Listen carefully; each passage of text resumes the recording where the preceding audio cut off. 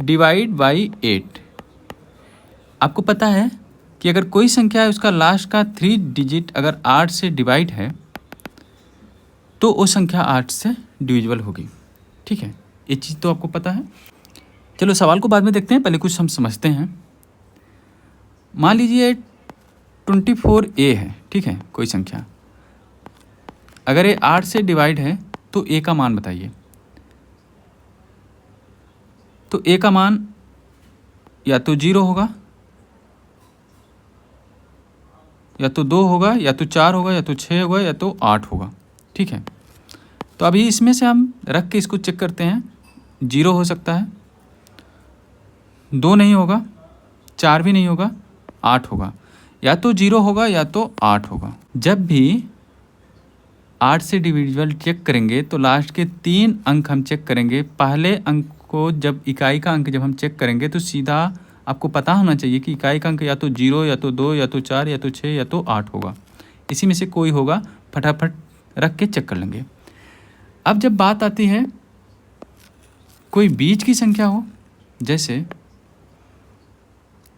3 हो, A हो और 6 हो, ठीक है, अगर ये 8 से डिवाइड है तो A का मान क्या होगा। अब ध्यान से देखिएगा, इन दोनों को पकड़िएगा, 8 का टेबल पढ़िएगा, 8 चौक 32, क्या आया 32। अब इन दोनों को पकड़िएगा, 8 का टेबल पढ़िएगा जिसका लास्ट डिजिट 6 हो, 8 7 56, आपको क्या मिला 56। अब आप इसको जोड़ोगे, वही A का मान होगा 7 या फिर ±4। A इस A का मान होगा, तो A का मान आपको मिलेगा 7 या 7 में से 4 गया 3। ठीक है, इस तरह से आप बीच का मान निकालोगे। यूनिट वाला तो आपको पता चल गया कैसे निकालोगे, ये बीच वाला भी आपको पता चल गया, इसी तरह से आपको निकालना है। जैसे एक एग्जांपल और देख लो, 3 8 8 है, ठीक है। अब A का मान क्या होगा, तो 8 का मल्टीपल 32 होगा, और ऐसा मल्टीप्लाई क्या होगा जिसका यूनिट डिजिट 8 होगा, तो 8 छंग 48, 48 होगा। ठीक है, अभी इसको जोड़ो, 4 2 6, तो A का मान या तो 6 होगा या तो ±4 होगा। जब आप प्लस करोगे तो 10 आ जाएगा, माइनस करोगे 6 में से 4 गया 2, तो 10 तो हो नहीं सकता, या तो 6 होगा या तो 2 होगा। आगे देखते हैं।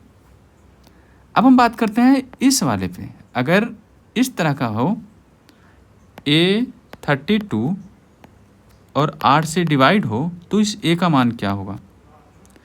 तो इस केस में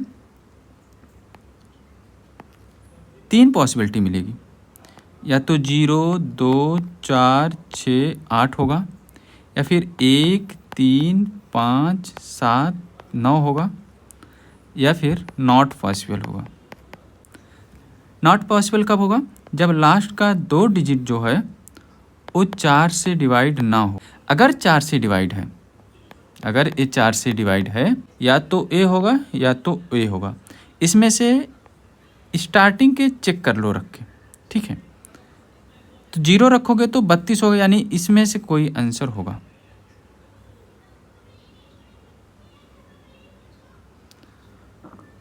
अगर 1 रखोगे, अगर 1 रखने पे डिवाइड हो जा रहा है तो इसका मतलब इसमें से आंसर होगा। ठीक है, इस तरह से आप इसको चेक करोगे।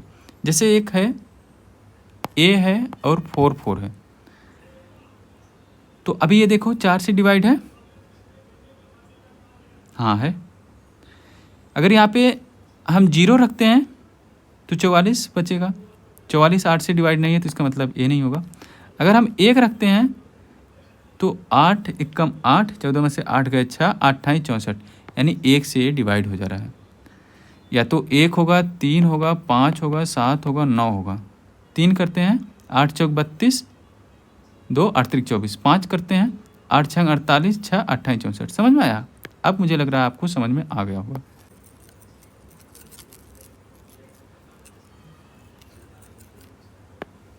एक एग्जांपल और देखो, 4 है, 6 है, 5 है, 7 है, 1 है, A B है।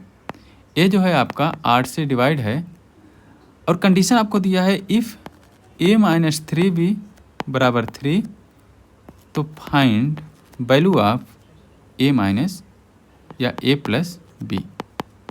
अब इसको हम हीट एंड ट्रायल से लगाएंगे। इस इक्वेशन को यहाँ पे उठाएंगे तो a बराबर हो जाएगा 3 + 3b। अगर हम b बराबर 0 लेते हैं तो a बराबर आपको 3 मिलेगा। b बराबर 1 लेते हैं तो a बराबर आपको क्या मिल जाएगा, 6 मिल जाएगा। अगर b बराबर 2 लेते हैं तो a बराबर 9 मिल जाएगा। तो यहाँ पे हम लेते हैं 1ab। अब यहाँ पे ab का मान रखते हैं, b बराबर 0 रखते हैं, a बराबर 3 रखते हैं, 130। a 8 से डिवाइड है, नहीं है। b बराबर 1 रखते हैं, ये तो नहीं होगा क्योंकि यूनिट डिजिट हमेशा 0 2 4 6 8 होगा अगर 8 से डिवाइड है। तो इसको रखते हैं, b बराबर 2 रखते हैं, a बराबर 9 1। इसको 8 से डिवाइड करते हैं तो ये 8 से डिवाइड हो जाएगा। यानी a का मान आपका 9 है और b का मान 2 है, तो a + b बराबर आपका आ जाएगा 11। उम्मीद करता हूँ समझ में आया होगा। तो इस तरह से आप इस टाइप के क्वेश्चंस सॉल्व कर सकते हैं। चलो अब हम क्वेश्चन को देखते हैं। क्वेश्चन है, यदि एक 9 अंकों की संख्या 389x 6378y है और ये 72 से विभाज्य है तो √6x + 7y का मान बताइए। अभी y का मान क्या हो सकता है, ध्यान से देखिएगा। 8 9 72, 6 आया, 8 × 64, यानी y जो है वो 4 होगा। जब y बराबर 4 होगा तो हम 9 का मल्टीपल चेक कर लेते हैं।